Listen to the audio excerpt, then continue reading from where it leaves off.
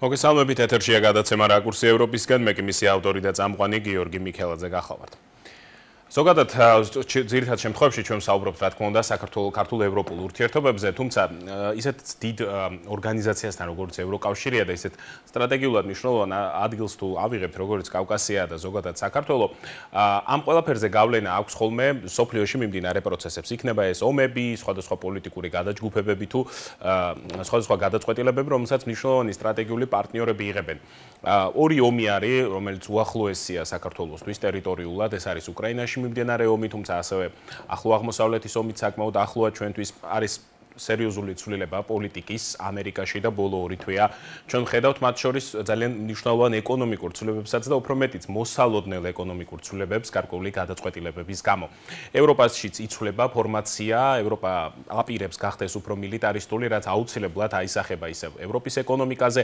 არის საუბარი იმაზეც, რომ ძირითადად ამერიკელების მხრიდან რომ რუსეთი შესაძლოა გარკვეული სანქციების მოხსნა რუსეთისთვის თუ გარკვეულ პირობებზე წამოვლენ უკრაინასთან მიმართებაში და რუსეთის გარკვეული დაბრუნებაც მოხდეს. ევროპაშიც არის ამის მომხრეები, ეკონომიკურ ნაწილში რუსეთის დაბრუნებაზე ჩინეთი ყოველდღიურად იზრდება, მატულობს მისი ეკონომიკური პოტენციალი და ყველა საუბრობს იმაზე, რომ 5-7-10 წელიწადში ამერიკა შეიძლება აღარ იყოს ნომერ პირველი ეკონომიკა მსოფლიოში. ყველა ამ საკითხზე, რომელიც ძალიან მნიშვნელოვანია და ყველა ვარიანტში აისახება ხოლმე საქართველოსზე, დღეს ვისაუბრებთ ეკონომისტ ვახტანგ ჭარაიასთან ერთად, რომელიც შემოგვიერთდა ეხლახანს.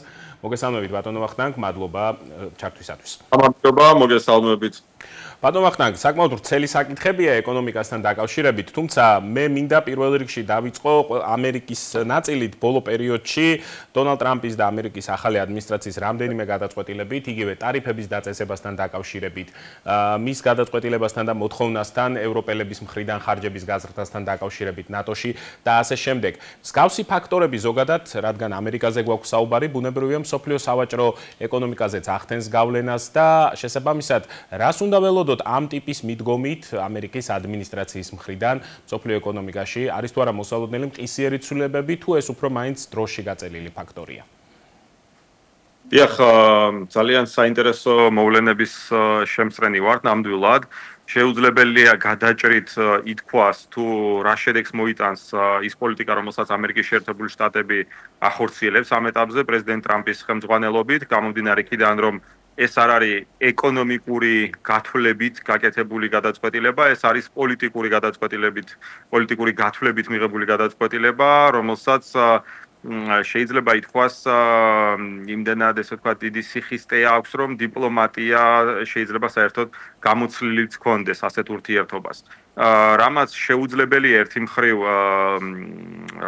მიიღო, რამაც შეუძლებელია მოქცეს ისეთი შედეგი, რომელიც ეკონომიკურადაც გამართლებული იქნება და პოლიტიკურადაც. გულისხმობ იმას, რომ ამერიკის შეერთებული შტატების ულტიმატუმები, ამ სიტყვის პირდაპირ მნიშვნელობით და გასანქცირების მუქარები თუ კვოტების დაწესება თუ ტარიფების გაზრდა, კი ბატონო, ხო, ეს ყველაფერი ერთი მხრივ კარგად ჟღერს, რომ თუ ჩემს პირობებზე არ წამომყვები დაგსჯი და ამერიკელი მოქალაქისთვის შეიძლება ერთი მხრივ რაღაც ისე ჟღერდეს, ამბიციურად ჟღერდეს, მაგრამ სინამდვილეში ამერიკის შეერთებული შტატებისთვისვე უამრავი პრობლემის გამომწვევია პირველ რიგში ფასების კუთხით. რაც უფრო მეტი იქნება ტარიფები, კვოტები, სანქციები და ასე შემდეგ, მით უფრო მეტად გაძვირდება ნებისმიერი პროდუქტი ამერიკის შეერთებულ შტატებში, რომელსაც ეს პირდაპირ თუ ირიბად ეხება. შესაბამისად, რთულია ვთქვათ, რომ ამერიკის ეს პოლიტიკა გაგრძელდება დიდხანს ერთი მხრივ, იმიტომ რომ თავად ამერიკის მოქალაქეები სავარაუდოდ მოითხოვენ ადრე თუ გვიან იმას, რომ მეტი ეკონომიკური პრაგმატიზმი იყოს ამ ყველაფერში ვიდრე პოლიტიკური და შესაბამისად თუ ეს ასე მოხდება, მაშინ ამერიკის შეერთებული შტატების პოზიცია რა თქმა უნდა გავრცელდება და გადაედება მსოფლიოს სხვა ქვეყნებსაც და შესაბამისად რთულია პირდაპირ ვთქვათ რა მოხდება, მაგრამ ყოველ შემთხვევაში საქართველოსთვის მაგალითად ამ ყველაფრის გათვალისწინებით, ამ ყველაფრის ფონზე საუკეთესო სცენარი იქნებოდა, რომ საქართველოს და ამერიკის შეერთებულმა შტატებმა მეტი ორმხრივი თანამშრომლობა განახორციელონ იმ სექტორებში, სადაც საქართველოს აქვს გარკვეული შესაძლებლობები არ იყოს აქტიურად გამოყენებული რაიმე ტიპის შეზღუდვები ქართული პროდუქციის მიმართ და ამასთან ერთად კონდეს საქართველოს თავისუფლება ივაჭროს და კონდეს სხვადასხვა ტიპის ეკონომიკური ურთიერთობები არა მარტო ამერიკის შეერთებულ შტატებთან, არამედ მაგალითად იგივე ჩინეთთან თუ სხვა ქვეყნებთან, რომელსაც ერთი მხრივ თვითონ ამერიკა ეთანამშრომლება, მაგრამ მეორე მხრივ ფაქტობრივად დამსჯელი მექანიზმებით ემუქრება სხვადასხვა სფეროებში და სექტორებში. ბატონ ვახტანგ, დიახ, აუცილებლად უნდა გკითხოთ კონკრეტულად საქართველოზე, სადამ გადავალთ კიდევ რამდენიმე კითხვა მექნება მსოფლიო ეკონომიკასთან დაკავშირებით. მსგავსი ტიპის ეკონომიკური დაპირისპირება, პირველ რიგში ჩინეთსა და ამერიკას შორის დაუშვათ როგორც ყველაზე დიდ მოთამაშეებს შორის. ამ შემთხვევაში ევროპას რა შეუძლია გააკეთოს ან ჩაერთოს ამ პროცესში, რადგან ძირითადად მაინც აუთსაიდერის როლში ჩანს შედარებით, რადგან პოლიტიკურად სამხედრო თვალსაზრისით ჩამორჩება ბუნებრივია ორივე მხარეს, პლუს ამას ეკონომიკურადაც კი ძალიან ძლიერია, მაგრამ ძლიერია მთლიანობაში ევროპა და ევროპაში ჯერჯერობით რაღაც ერთიანობა და რაღაც ერთიანი პოლიტიკა იგივე ეკონომიკასთან დაკავშირებით არ ჩანს, ჯერჯერობით არ ჩანს ყოველ შემთხვევაში. აი ამ შემთხვევაში ევროპისთვის რა იქნებოდა სასარგებლო, რადგან ჩვენზე ყველაზე მეტად ალბათ მაინც ევროპაში მიმდინარე პროცესები აისახება. ბატონო, ევროკავშირის ერთიანობა ცოტა მყიფეა, ევროკავშირის სიძლიერე ვიტყოდი რომ ცოტა ბუნდოვანია იმ გაგებით რომ ცალკე აღებული ქვეყნები მთლიანობაში იშვიათად თანხმდებიან ერთიან პოლიტიკაზე და მით უმეტეს ევროკავშირის შემთხვევაში ერთი შედარებით სუსტი ქვეყანაც კი თუ არის რაიმე პოლიტიკის წინააღმდეგი პრობლემური ამათ იმ გადაწყვეტილების მიღება მიუხედავად იმისა, რომ შეიძლება წამყვან ეკონომიკებს სურდეთ რაღაცა პოლიტიკის გატარება, შეიძლება ის პოლიტიკა დაიბლოკოს შედარებით სუსტი ქვეყნის მხრიდანაც. ერთი სლოვაკეთის უარი და პოლიტიკაც იბლოკება პირობითად რომ ვთქვათ. კი ბატონო, ხო, ამის ფონზე მიუხედავად ამ სირთულეებისა, ევროკავშირი მაინც ძალიან ძლიერი მოთამაშეა, საქართველოსთვის საკმაოდ სოლიდური და ანგარიში გასაწევი ძალაა. მართალია ჩვენ ბოლო პერიოდში არც თუ ისე კმაყოფილები უნდა ვიყოთ ქართულ ევროკავშირის და ქართულ ამერიკული თანამშრომლობის. კი, მაგრამ მე ვთვლი რომ საქართველოს აქვს კარგი შესაძლებლობა შემოიბრუნოს როგორც ამერიკის შეერთებული შტატები, ასევე ევროკავშირიც და გამოადგეს როგორც ამ ქვეყნებს და რეგიონს და მისცეს მათ გარკვეული ალტერნატივები, სტაბილურობის გარანტიები, გრძელვადიანი თანამშრომლობის მხარდაჭერა და ვთვლი რომ საქართველოს შეუძლია როგორც მინიმუმ უსაფრთხოების და ეკონომიკურ კონტექსტში იყოს საყრდენი როგორც ამერიკის შეერთებული შტატებისთვის, ასევე ევროკავშირისთვის და ეს არც თუ ისე ცოტაა. შეიძლება საქართველოს არ მისცეს რაიმე დიდი ფინანსური სარგებელი ამ კუთხით საქართველოს და პარტნიორების თანამშრომლობამ, მაგრამ შეიძლება იმ სტაბილურობამ და სიმშვიდემ და პერსპექტივამ, რომელიც შეიძლება ამის შედეგად საქართველოს ჩამოყალიბდეს, უზრუნველყოს ის გარემო, რომელიც მოიზიდავს ინვესტორებს, რომელიც მოიზიდავს დიდ ფინანსურ რესურსს და მისცემს საქართველოს განვითარების შესაძლებლობა.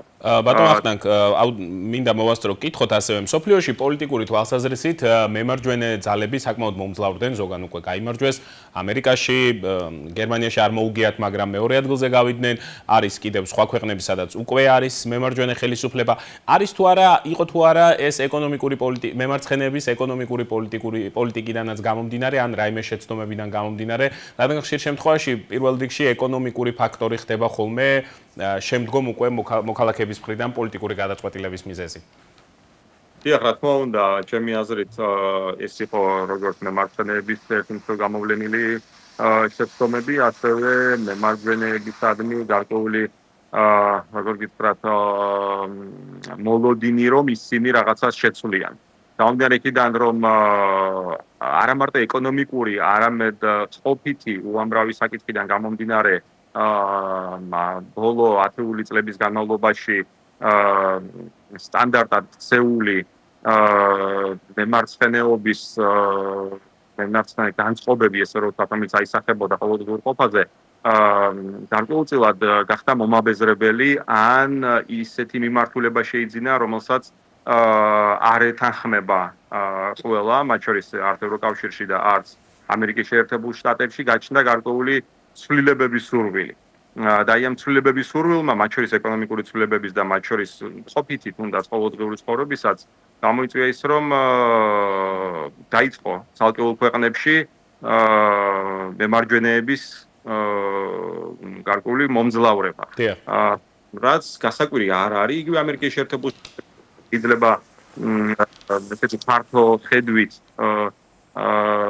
ერთი შეხედვით ჩანდეს, რომ ყველა კმაყოფილი იყო და უშუალოდ აი იმ სტანდარტული პოლიტიკით, რომელიც რამდენიმე ათეული წელი გრძელდებოდა ამერიკის შეერთებულ შტატებში, მაგრამ გამოჩნდა ტრამპის გამოჩენასთან ერთად ისიც, რომ არც ისე მარტივია ეს საკითხი და რომ ხალხს რაღაცა განსხვავებული და ახლის მიდრეკილებას გაუჩნდათ. მათ შორის ეს იგულისხმება არა მარტო იმაში, რომ ფინანსურად უნდათ რომ ძლიერები იყვნენ, არამედ იმაშიც, რომ ცხოვრების დონეზე გარკვეული სიახლეები უნდათ, ცალკეული ძალები, კონსერვატიული ძალები მაგალითად უფრო მეტად ოჯახისადმი მიდრეკილების და ოჯახის პოპულარიზების კუთხით ვინც გამოდიოდნენ, გამოჩნდა რომ ეს საკითხი ძალიან აქტუალური იყო მსოფლიოში და ამანაც განაპირობა ესეც. რა თქმა უნდა, კომპლექსურია და ესე მარტივად შეუძლებელია იმის თქმა თუ საიწავა ეს ყველაფერი, მაგრამ ფაქტი არის, რომ თუ ამერიკის შეერთებულ შტატებში ტრამპის გავლენები არ შესუსტდა სხვადასხვა მიზეზებიდან გამომდინარე, ევროპაზე ეს დიდ ზეგავლენას მოახდენს და არ არის გამორიცხული, რომ ევროკავშირის ცალკეულ ქვეყნებშიც მემარჯვენე ძალები კიდევ უფრო მეტად ალტერნატიული ძალები უფრო მეტად მომძლავრდნენ და საქართველოსაც ამან იქონიოს თავისებური ზეგავლენა. როგორც ბატონო ვახტანგ, საქართველოს როგორც ასეთია ევროპის და აზიის გასაყარზეა, როდესაც ისტორიულად აღნიშნავენ ხოლმე, თუმცა პირველ რიგში ეს ალბათ თავისი ეკონომიკასაც განსაზღვრავს, ბუნებრივია. თქვენ როგორც ეკონომისტი როგორ ფიქრობთ, რამდენად მართებულია საქართველოსთვის ივაჭროს ყველასთან, ევროპასთან, აზიასთან და რამდენად შესაძლებელია მეორეს მხრივ, რომ რეალურად მსგავსი რამ განახორციელო, იმიტომ რომ მაგალითად აქ საუბარი არის არაბულ ინვესტიციებზე, საკმაოდ მაღალზე საქართველოსთვის, საუბარი არის ჩინეთთან კი ურთიერთობის გაძლიერებაზე და პერსპექტივაში ბევრი ამბობს, რომ ჩინეთი საბოლოო ჯამში, ასე ვთქვათ, ჩაყლაპავს კაიგაგებით, ასე ვთქვათ, მთელს ეკონომიკას, არა მარტო საქართველოში, არამედ მთლიანად აზიაში და ნელ-ნელა წამოვა აქეთ, რაც ბევრს გარდაუვალად ეჩვენება, ბუნებრივია მეზობლებთან ურთიერთობა, რაც საერთოდ გარდაუვალია, ეკონომიკურ შეუძლებელია არ ურთიერთობდე ეკონომიკურად მეზობლებთან. ამ ნაწილში რა არის მისაღები საქართველოსთვის და რამდენად მართებული ყველასთან თანაბრად ვაჭრობა, თუ გარკვეული პრეფერენციები აუცილებელია? ერთის და მეორეს, რა თქმა უნდა, საქართველოს უნდა გქონდეს და უნდა დაიტოვოს საქართველოს უფლება, რომ თვითონ განსაზღვროს თავისი ეკონომიკური დღის წესრიგი, მათ შორის ის თუ ვისთან ივაჭრებს და რა დოზით ივაჭრებს, მაგრამ წარმოუდგენელია ჩვენ დამოუკიდებლად განსაზღვროთ 100%-ით ეს ყველაფერი. გამომდინარე იქიდან ჩვენ გვჭირდება სტრატეგიული პარტნიორები, რომლებიც ჩვენი მათ შორის მხარდამჭერები არიან იგივე სუვერენიტეტის კუთხით თუ ეკონომიკის ერების კუთხით და ასე შემდეგ. ჩვენ მათ ზურგს რა თქმა უნდა ვერ ვაქცევთ, იგივე ევროკავშირი და ამერიკის შეერთებული შტატები ჩვენი ამ შემთხვევაში შეიძლება ითქვას ბუნებრივი მოკავშირეებიც კი არიან და მათ გარეშე ჩვენ ამ ეტაპზე ამ რეგიონში იმ მოცემულობით, რომელიც აქ არის, ალბათ შეუძლებელიც იქნება, რომ დამოუკიდებლად ვითამაშოთ. როგორც დამოუკიდებლად იმ გაგებით, რომ კიდევაც ესეც საკმაოდ რთული იქნება. არავის ანგარიში არ გაუწიოთ და მხოლოდ ჩვენ უკარნახოთ სხვებს აი ასე გვინდა და აი ამ პოლიტიკაში უნდა გამოვხოთ ეს წარმოუდგენელი მდგომარეობა. თუმცა იგივე ჩინეთთან თანამშრომლობა საქართველოსთვის საკმაოდ დიდი შესაძლებლობების მომტანია, ამიტომ მასზე უარი არ უნდა ვთქვათ. ისევე როგორც ეს შეიძლება სხვა დღეს და მომავალში სხვა ქვეყნები იყვნენ.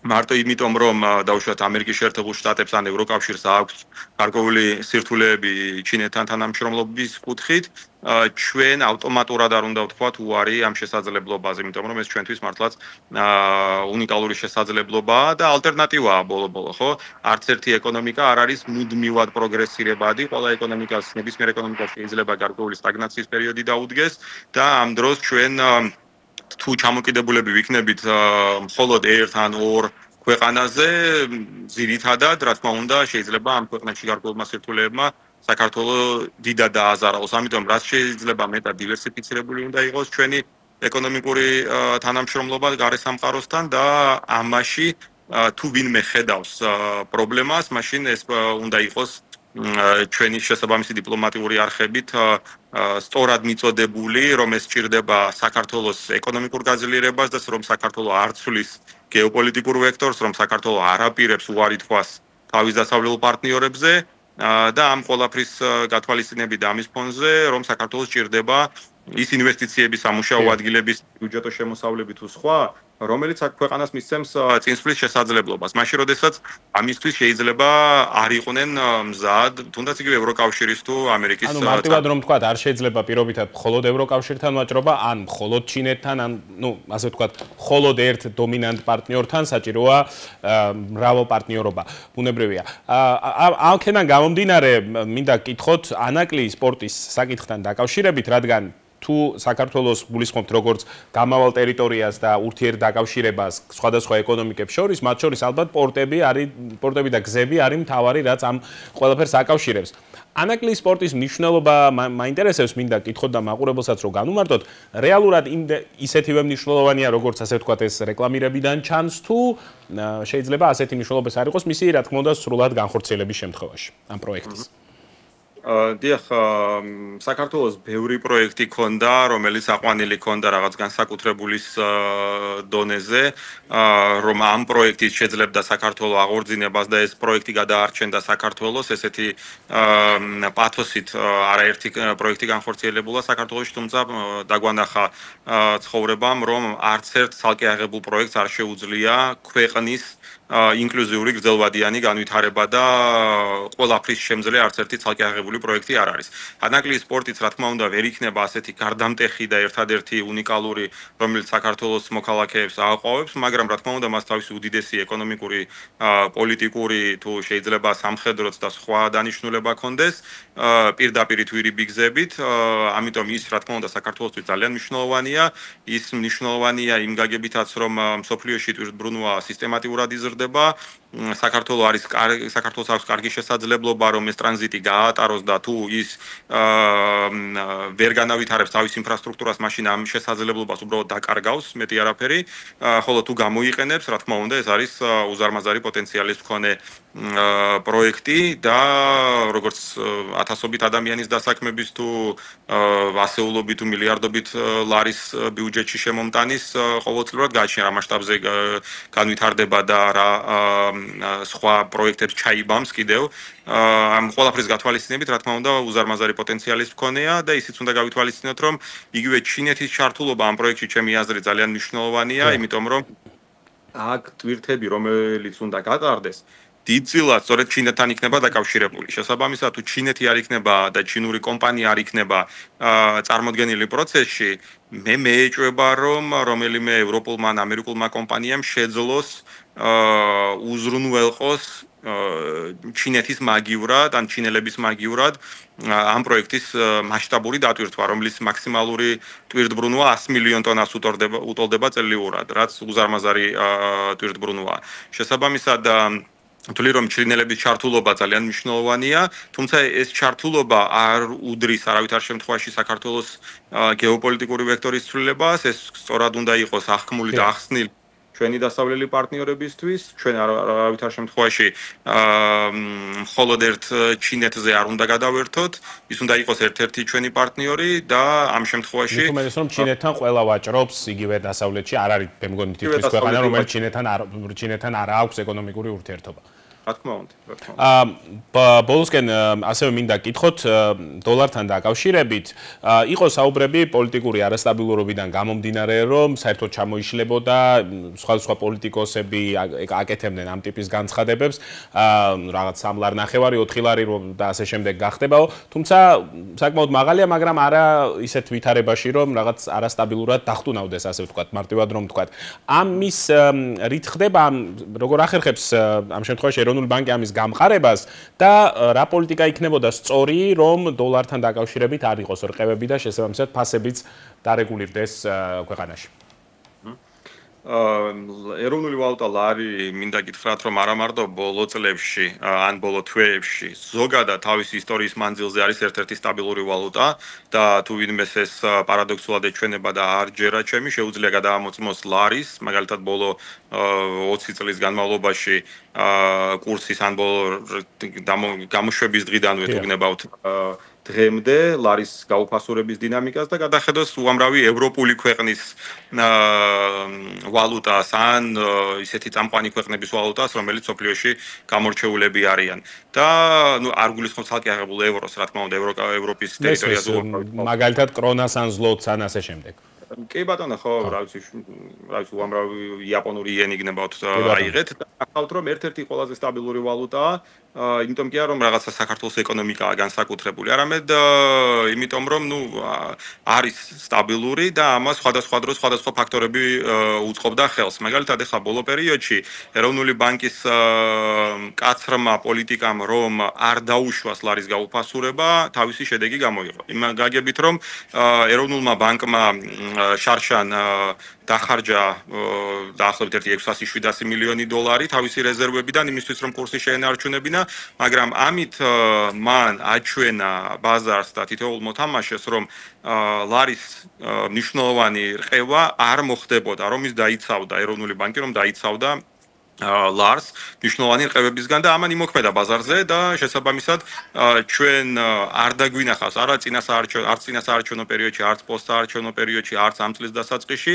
ლარის რაიმე მნიშვნელოვანი რყევა. რა თქმა უნდა, იქ თეთრებით იყო ყოველთვის ხანძევით, ხანქვევით თამაში, თუმცა პროცენტულად რო შევხედოთ, სულ რამდენიმე პროცენტიან ან გაუფასურებას, ან გამყარებას ეს ყველაფერი არ გადაცილებია, ამიტომ ლარმა შეიძლება ითქვას ეროვნული ბანკის მხარდაჭერით შეინარჩუნა ის მაჩვენებელი, რომელიც სტაბილურობის მაჩვენებელია. მაგრამ ყოველ წელიწადს იქნება ამის საჭიროება, რომ ბანკმა დახარჯოს 600-700 მილიონი, ან ზოგადად როგორია ხოლმე ეროვნული ბანკის პოლიტიკა ყოველ წელს უწევს ამ რაოდენობის თანხის დახარჯვა სტაბილურობისთვის, თუ ეს უბრალოდ ამ პოლიტიკურმა გარემოებებმა გამოიწვია?